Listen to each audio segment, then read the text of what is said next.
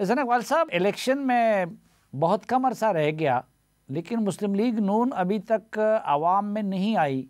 क्या वजह है? आम तासुर ये है कि मुस्लिम लीग नून से अपना बयानिया वो तश्कील नहीं पा रहा। जी साफ़ी साहब, मैं समझता हूँ कि ये तासुर दुरुस्त नहीं है, क्योंकि जैसा कि आपको मालूम है, अभी शहबाज शरीफ साहब जो सदर है पाकिस्तान मुस्लिम लीग नून के, वो एक अवामी जलसे से शिखुपरे में उन्होंने खिताब किया। इससे पहले भी वो जलसों से खिताब कर चुके हैं। असल में मुस्लिम लीग नून की क़यादत जनाब कायद नवाज शरीफ की सदारत में मरकज़ी पार्लिमानी बोर्ड उनके इंटरव्यूज़ पूरे पाकिस्तान से उम्मीदवारों के कर रही थी, जिसमें कि हमने एक बड़े शफाफ तरीके से हर उम्मीदवार को सुना है और उसके मेरिट के ऊपर, ताकि हम फैसले कर सकें। पाकिस्तान की वाहिद पार्टी इस वक्त मुस्लिम लीग नून है जिसने इतने ट्रांसपेरेंट तरीके से उम्मीदवारों के इंटरव्यूज़ लिए और कोशिश की है कि वो बेहतरीन उम्मीदवारों का चुनाव कर सके। तो ये सिलसिला हमारा जो है जारी था और सोमवार को ख़त्म हुआ है, और इसके बाद अब हम हतमी उनको शक्ल देंगे उम्मीदवारों को। फिर हमारी जलसों के प्रोग्राम भी तरतीब पा चुके हैं, जिसमें कायद नवाज शरीफ भी मुख्तलिफ जगहों पर जलसा करेंगे, मरीम नवाज साहिबा भी जाएंगी, शहबाज शरीफ साहब जो सदर हैं वो भी जाएंगे और दीगर क़यादत भी जाएगी।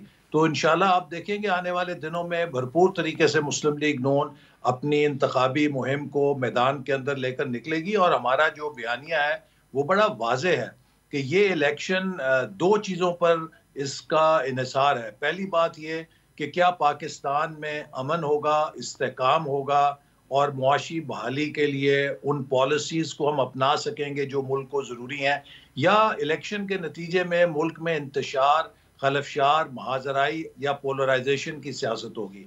पाकिस्तान कतन इस वक्त पोलराइजेशन को अफोर्ड नहीं कर सकता। और एक बात मैं और बड़ी अहम कहना चाहता हूँ, देखिए हम 75 साल मैं तो समझता हूँ कि ज़ाय कर चुके हैं पॉलिटिकल इंस्टेबिलिटीज़ के नज़र। हमारा हमसाया मुल्क और हम दो मुल्क हैं जो इस खित्ते में 2047 में 100 साल आज़ादी के जश्न मना रहे होंगे। तो जो बड़ा सवाल हमारे सामने है कि अगले 25 सालों में हमारे यहाँ क्या पॉलिसीज़ होंगी, हमारे यहाँ तरक्की की क्या रफ्तार होगी, क्या 2047 में पाकिस्तान के नौजवान जो उस वक्त अपनी उम्र के पुख्ता हिस्से पर होंगे, वो तारीख के सामने खुद को सुरखरू समझेंगे या शर्मसार समझेंगे। हमारा हमसाया मुल्क 2047 में जश्न आज़ादी कैसे मना रहा होगा? हमारा हमसाया मुल्क एक व्हेल मछली की तरह इस खित्ते में है, लेकिन मैं समझता हूँ कि इस व्हेल के साथ हम एक शार्क की तरह कामयाबी के साथ अपना सफ़र तय कर सकते हैं। लेकिन उसके लिए हमें रफ्तार की ज़रूरत है, तेज़ी से तरक्की करनी है, और ये तभी मुमकिन है कि अगर अमन और इस्तेहकाम होगा। और अगर इस मुल्क के अंदर पोलराइजेशन की, नफरत की कुव्वतें किसी तरह आगे आती हैं, तो उससे फिर हम उसी तरह अगले 25 साल। लेकिन हसन इकबाल साहब, जिस तरीके से PTI के उम्मीदवारों के कागजात मुस्तरद किए गए, या जिस तरीके से PTI को इलेक्शन में लेवल प्लेइंग फील्ड नहीं दिया जा रहा, तो आप समझते हैं कि इसके बाद क्या ये इंतखाबात सियासी इस्तेहकाम का ज़रिया बन सकेंगे? बल्कि लगता तो यही है कि उसके नतीजे में पोलराइजेशन मज़ीद बढ़ेगी।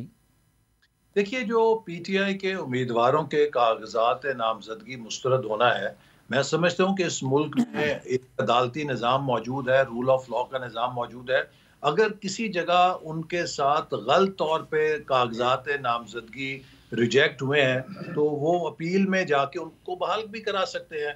और दूसरी बात ये देखिए साफ़ी साहब, बड़ी अहम है, वो ये है कि ये इलेक्शन और अब जो मुल्क का मुस्तकबिल है उसमें दो रवैये हैं। एक रवैया 9 मई का है और एक रवैया 28 मई का है। हम 28 मई वाले हैं और वो 9 मई वाले हैं। देखिए, जो जराइम 9 मई को किए गए, जिस तरह से पाकिस्तान के सलामती इदारों पर हमला किया गया, हमारे शोहदा की यादगारों को मिसमार किया गया, बानी पाकिस्तान कायद आज़म के घर को जला के खाकस्तर कर दिया गया।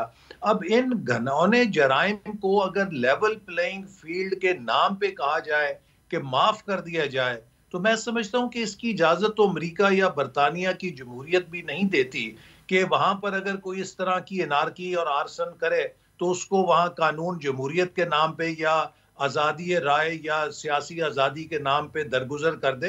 हर सोसाइटी के अंदर कुछ रेड लाइंस होती हैं, रियासत की रेड लाइंस होती हैं, जो भी उन्हें क्रॉस करता है उन्हें उसके लिए जवाबदेह होना पड़ता है।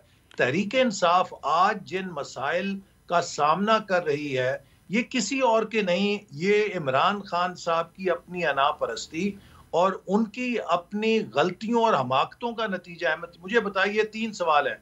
किसने उन्हें मशवरा दिया था कि जब नो कॉन्फिडेंस हुई तो असेंबली से इस्तीफा दे के बाहर आ जाएं? अगर असेंबली में बैठे रहते तो हुकूमत को बहुत टफ टाइम दे सकते थे।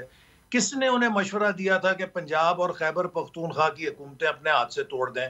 अगर वो हुकूमतें उनके पास होती तो उनके पास बहुत बड़ी छतरी होती इंतजामी तौर पे। किसने उन्हें मशवरा दिया था कि वो 9 मई का वाकया कर दें? मुझे बताइए, क्या नवाज शरीफ साहब गिरफ्तार नहीं हुए? क्या हमारे दीगर शहबाज शरीफ साहब, दीगर कायदीन, पीपल्स पार्टी के कायदीन गिरफ्तार नहीं होते रहे? कभी किसी ने एनार्की तो नहीं की? आप अगर मैं गिरफ्तार हुआ, मैंने नारोवाल के लोगों को ये तो नहीं कहा कि जाके डिस्ट्रिक्ट कॉम्प्लेक्स को आग लगा दो या पत्थर फेंको। हमने अदालत में मुकदमा लड़ा और उसके बाद रिहाई पाई, कानून के तरीके पे हमने अमल किया, और यही रवैया हर जमहूरी जमात का होता है। तो ये जो एक अच्छा, लेकिन हर जमहूरी जमात का एक और भी रवैया होता है, वो ये कि कुछ भी हो जाए लेकिन वो किसी गैर जमहूरी इक़दाम को या रवैये को अप्रिशिएट नहीं करती।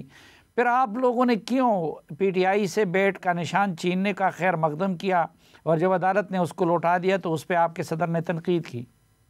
देखिए, इस वक्त एक जो बात पीटीआई के बल्ले के निशान को लौटाने या ना देने की नहीं है, एक हम रवैया देख रहे हैं कि पीटीआई मुसलसल अपने सियासी एजेंडाज में पाकिस्तान की अदलिया को मुलव्वस करती है।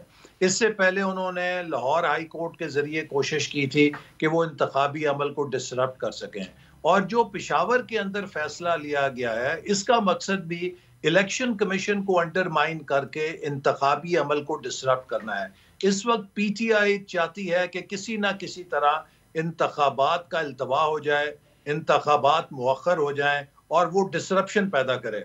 उनकी अगर आप सियासत का तज्जिया करें पिछले कई सालों से, वो पाकिस्तान में सिर्फ डिसरप्शन पैदा करने के एजेंडे पर चल रहे हैं। चाहे वो डिसरप्शन धरने के नाम पे हो, चाहे वो डिसरप्शन असेंबली तोड़ने के नाम पर हो, चाहे वो डिसरप्शन जो है किसी तरह के एहतजाज के अंदर हो, किसी तरह की और कार्रवाई के अंदर हो, चाहे वो अदलिया के जरिए मनपसंद फैसले हासिल करके वो जमहूरी निज़ाम में खलल डालना चाहें, पार्लियामेंट को अंडरमाइन करें।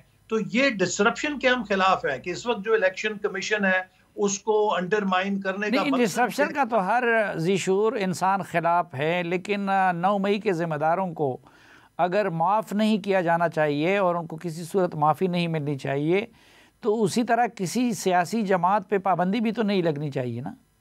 जी बिल्कुल। देखिए, जो सियासी जमातें पाकिस्तान में आइन और कानून के मुताबिक काम करती हैं, उनका हक है कि उनको इंतखाबी अमल में शरीक होने दिया जाए।